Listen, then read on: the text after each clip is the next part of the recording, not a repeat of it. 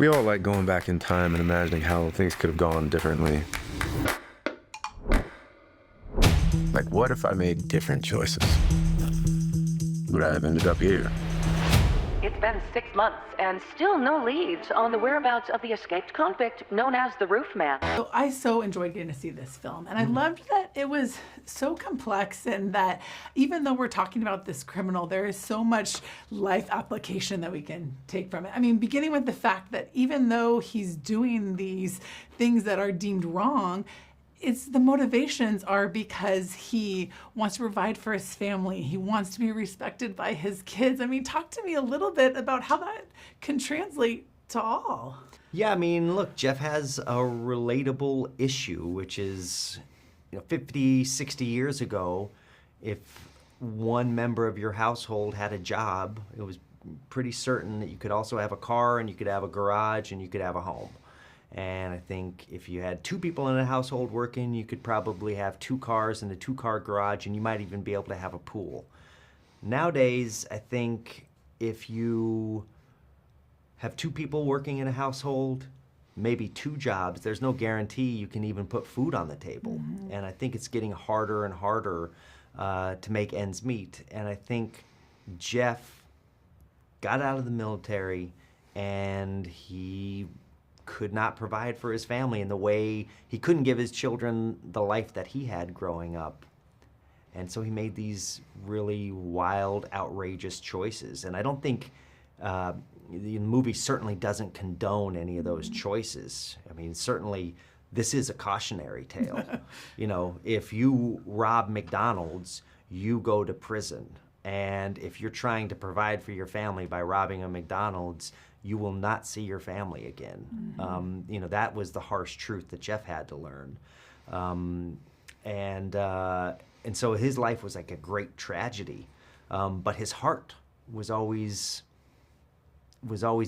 meant well. And I think what interested me about him is, like, when he put people in a freezer, he made sure they had their jackets. Mm-hmm. And when he escaped escaped prison, he didn't hide in a forest, he hid in a Toys R Us. And when he was at the off-ramp to an airport with a plane ticket in his hand to his freedom, he decided to turn around to take his girlfriend out to dinner because he didn't want to just leave her in the lurch. Mm-hmm. And I think those contradictions of his character are what was really interesting to me. And in some ways, it was, if he was more cold-blooded and calculating, he would have been a better criminal. And as Steve says, you got the calculation part down. Uh-huh. You're just goofy. And what he means by goofy, I think, is like, you got a warm heart. It's his humanity that was the thing that made him a bad criminal. Well, one of the things that's interesting, I think, with that is that this idea of, like, where we place our self-worth, right? And he was struggling with where he fit in. And a lot of times people try to buy affection, or they, try to perform for affection. But as Kirsten's character even says, like, you are enough. I mean, that's a deep theme in itself. It is definitely. My father, when I was a kid, used to say, "I put a roof over your head." And it got me thinking about the name of this movie and what this idea of being a provider as a father, and things and stuff. And I actually asked the real Jeff about it, and he was like, it's in the natural world, you see birds, like male birds, the more things that they can gather and make their home, the more attractive they'll be to females. And so he was like, it's very natural. But it's also, and so I understand that, but it's also time. And I think that's what and I think as me being a father with a couple boys, I think the real message, or I don't think it's a message, but the thing that touched closest to home for me was, like, you can do all these things in your life, and the most important thing to provide for your children is your time and your love and your support. Well, that's one of the things I thought was really interesting about the church aspect in this film, was the idea that they gave Jeffrey the chance to get plugged in. They gave him the chance to have community and be seen. Yeah. And this idea of extending grace versus judging, even though they were unaware of what they could possibly be judging on. Maybe talk a little bit about those themes. For sure. Well, the pastor of the church, Pastor Ron, when I spoke to him, I asked him, I was like, tell me about the Bible. And he says, well, Old Testament's judgment, New Testament's grace. In his life, he tries to err on the side of grace. And I thought to myself, I thought about society and Jeff, and I thought how society had judged Jeff pretty harshly. And I'm not going to critique that, but he's got 45 years. And I met the judge. The judge who sentenced him is actually in the movie as well.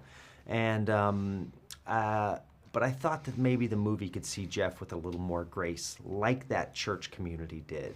And one of the reasons I shot the film down in Charlotte, North Carolina, in the actual church where Jeff actually met Lee, that was the real place. I wanted to find that sense of community and that sense of warmth and that sense of acceptance. And when I think about Jeff's crimes and the wrongs that he committed, how huge they were huge.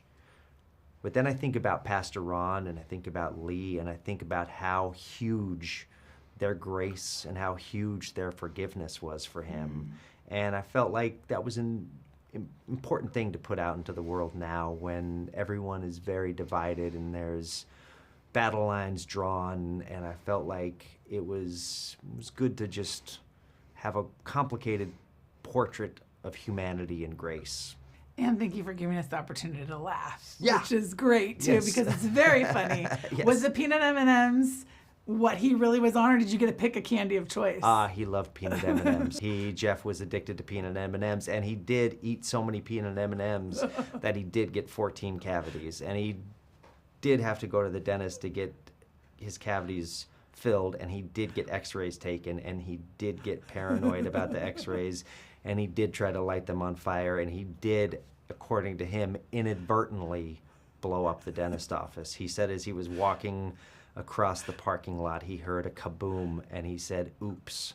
And that's what we did in the movie. I need you to take the ink bomb out. If I do that, it'll blow up. Now if you do it quick.